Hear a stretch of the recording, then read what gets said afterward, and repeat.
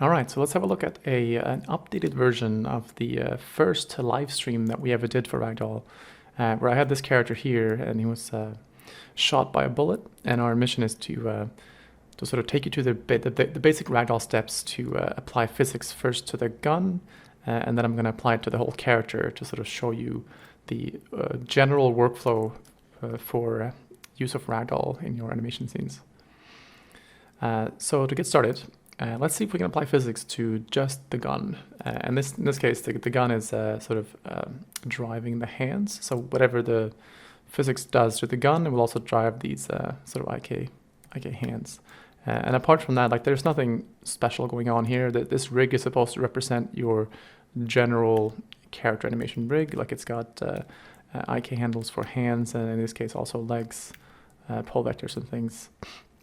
So I'm going to start simulating just the gun, so I'm going to ignore most of the controls just to keep things simple. To do that, I'm going to select the gun control, and I'm going to just assign a marker to it. So markers are the objects that Ragdoll uses to gather information about your control, in this case the position and rotation of it, and translate that into physics. So the physics will now be visible as this blue cube looking thing. And once I hit play, you'll find that this cube sort of drops to the ground. And per default, there's going to be some gravity, and it also tries to estimate the shape that you want to simulate. In this case, it just inherited the shape from your NURBS controls. But what I really want is the shape of the gun itself. So I'm going to select the control that I just assigned, shift select my mesh, and I'm going to go Ragdoll replace mesh. So now it's going to use that mesh instead. So far it's looking good, but obviously he's not, sort of our gun is falling to the ground. We don't really want that. So I want my gun to follow the animated gun. And to do that, I'm going to again select the control. I'm going to go Ragdoll, and I'm going to select a pin constraint. So the pin constraint is going to give you this sort of outline of the gun. And that's where the gun wants to go. So if the gun just remains where I created it, it's going to just hover there in the air. Now I want my gun to follow the animation, so I can either take this constraint and I can just parent it to my control. So now the constraint is down here, and now when the gun moves, our constraint is going to move too. Pretty neat. But instead of doing the parent thing, I'm going to just keep it here in the outliner, and I'm going to just use a regular Maya parent constraint, and I'm going to parent constraint my physics constraint. So now our physics constraint is going to follow the animation, but it's going to remain out here in the outliner where I can select it a bit more easily. All right, so this is looking good. There are a few things that I'd like to address. Like the first is, I don't really care about gravity at this point. I just want the weapon to follow my animation with an offset. So to do that, I'm going to select the solver. I'm going to go gravity and just set it to 0. This solver node is controls the global attributes for the whole system, like for the whole physics scene.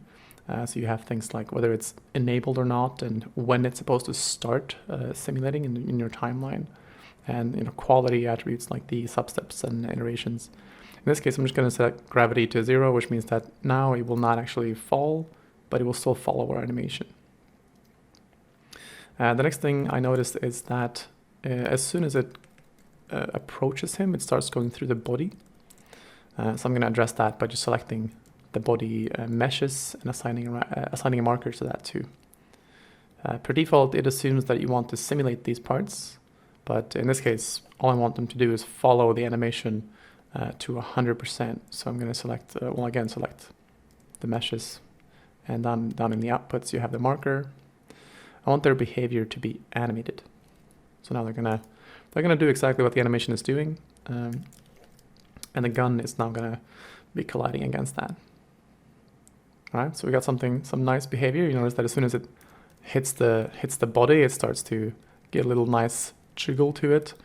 You can control how far away from your animation it's supposed to go, because you see that as soon as the weapon moves, it starts pulling on the physics shape, and the strength at which it starts pulling is controlled by these translate and rotate stiffness attributes. So if the rotate stiffness is higher, the rotation will be stronger, it will start to attract rotations more strongly, and then vice versa for rotations, for translations. So in this case, I'm just going to increase it to say, I don't know, let's double it. So now when it gets pulled, it's going to be twice as strong. Maybe we'll 5 would double it. So now when it pulls, it's going to be quite a bit stronger. And so we get more of a subtle effect. And you notice this sort of jiggling it does at the end, like a spring-like effect. The less damping you have, the more springy it will be. So if I have 10 times less damping, now it'll be much more springy. It'll essentially keep jiggling for eternity, or rather, if it's 0, it will keep springing for all time. When it's very high, it will stop springing as soon as possible. So now you can see how the translation doesn't do any jiggle, but the rotation is still doing some. So we can increase that to, I'll say 0.5 and 0.5 perhaps. Something like that. Now we have like a very gentle offset. I'm just going to exaggerate it for the sake of this demo so you can sort of see what the effect will be. Something like that.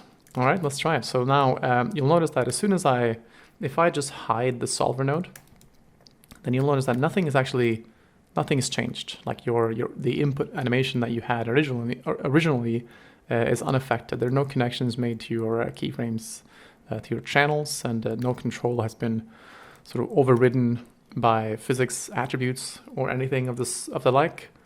This solver node is just showing you a preview of what physics would look like if you were to drive your character with it. So if you actually wanted to drive, if you were happy with this result and you wanted to actually drive your character, then you would go Ragdoll and record simulation. So if I hit that button, it's now going to apply the physics back onto this gun. So now you notice that the channels turn from red to this teal color. And that just generally means that there's an animation layer on this control. So again, if I hide the solver now, we're back to our original scene without Ragdoll, but in this case, there's a layer with keyframes on it. So you'll notice that now the weapon is going to be driven by physics. And just like with any animation layer, you can toggle this on and off. You can also dial the numbers. If you want like, I don't know, 13% of the physics, you can have that. Maybe a little bit more, maybe 0.4, 40%, and so on and so forth.